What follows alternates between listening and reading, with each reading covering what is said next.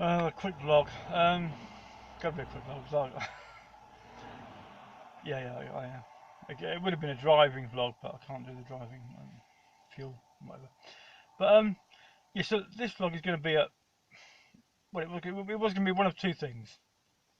One is why do I live in a car, which will be a vlog at some point, probably this weekend probably, and also a universal credit um, debt. Because there's people that actually are in. I'll do the universal credit one because this universal credit. My vlogs on universal credit seem to be popular for whatever reason.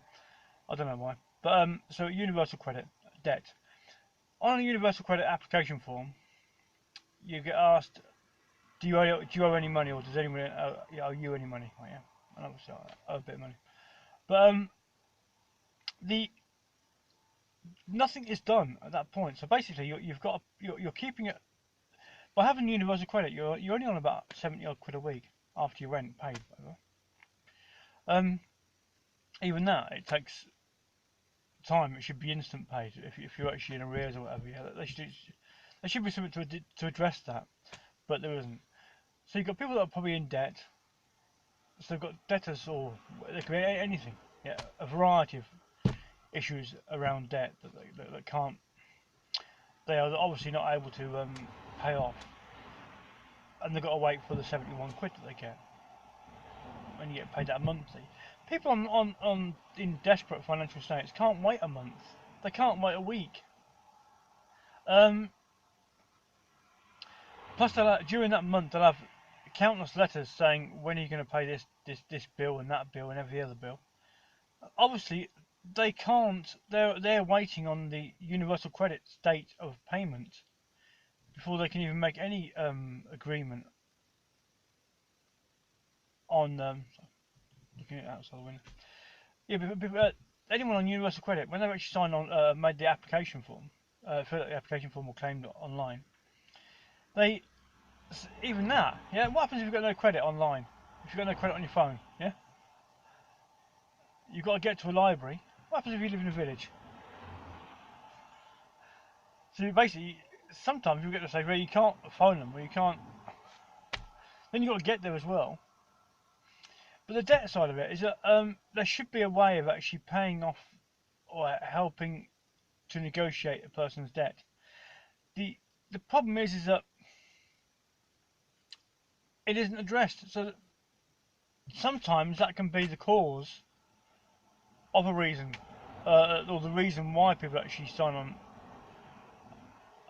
universal credit. But people can go through their whole life in debt. Banks don't. Banks are they're customers of banks. Sometimes they're customers of universal credit, and nothing is done to say, well, hang on, we're looking at your bank statements, and look, you keep coming across the same sort of problem. The bank should have pull the customer aside, say, let's have a chat about your finances and whatever, and just say basically, or there's no way of someone else managing your money for you if you can't manage your money yourself. And there's some people now that will never ever in their life be debt free, ever. So they're permanently living in heavily in debt all their life, which obviously is going to have an effect financially everything on their whole life. But there is no answer to that, and the only answer to that is forget renting a room, get yourself in a van if you can afford to, or the universal credit should actually offer a van option where obviously you're having problems with your rent or whatever. Yeah?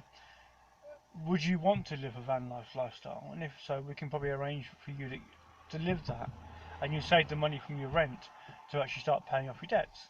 Something similar to that. I don't know, but the problem is until that is sorted, there's no point of on the radio. All you hear is borrow this card, borrow that card, borrow every other credit card. That's not. It isn't the answer to someone's financial difficulties. And as silly as this may sound, domain names might be the answer because you can buy them for £5, £10, and they're worth a few quid. because you're buying digital land. You may not be able to own digital land or a property or a house, but you have the ability to pay 15, 20 quid to buy a domain name, which is digital land, which a business may or may not want for significantly more than what you actually buy it for. But the whole thing, and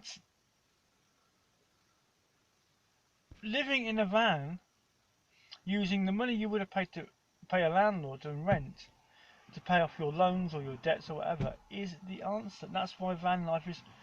People are seeking a debt-free lifestyle, and as long as they keep paying rent, they'll never see that. But Universal Credit should have a facility, financial option to pay people's debts, financial debts, and just and refinance a person over the course of 5, 10, 15, whatever, yeah.